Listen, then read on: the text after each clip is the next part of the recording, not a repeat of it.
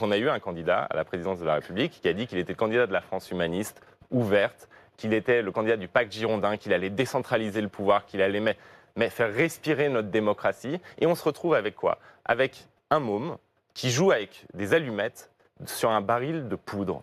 On se retrouve avec quelqu'un qui fait des cadeaux fiscaux aux plus riches et qui taxe les plus pauvres. On se retrouve avec quelqu'un qui a promis donc la décentralisation et qui concentre tous les pouvoirs. C'est inouï. Depuis 40 ans en France, on n'a pas vu une telle concentration, une telle recentralisation des pouvoirs sur une seule personne. Donc on se retrouve avec un président qui est à l'opposé de l'homme pour lequel beaucoup de gens ont voté en France, qui ont cru que c'était l'héritier, le fils de Michel Rocard, de Jacques Delors, et qui se retrouve avec un mélange entre Giscard et le jacobinisme. Eh bien, ces gens-là, il faut leur parler. Ces gens-là, ils existent encore. Il y a des millions de sociodémocrates en France. Ils n'ont pas disparu dans la nature. Il y a des gens qui sont convaincus que l'Europe est leur avenir, mais qu'il faut lui donner une dimension sociale et écologique. À ces gens-là, il faut parler, il faut les ramener, il faut leur dire que non, il se passe quelque chose à gauche. Il y a une forme de scepticisme qui s'est établie et nous, on veut casser ce scepticisme.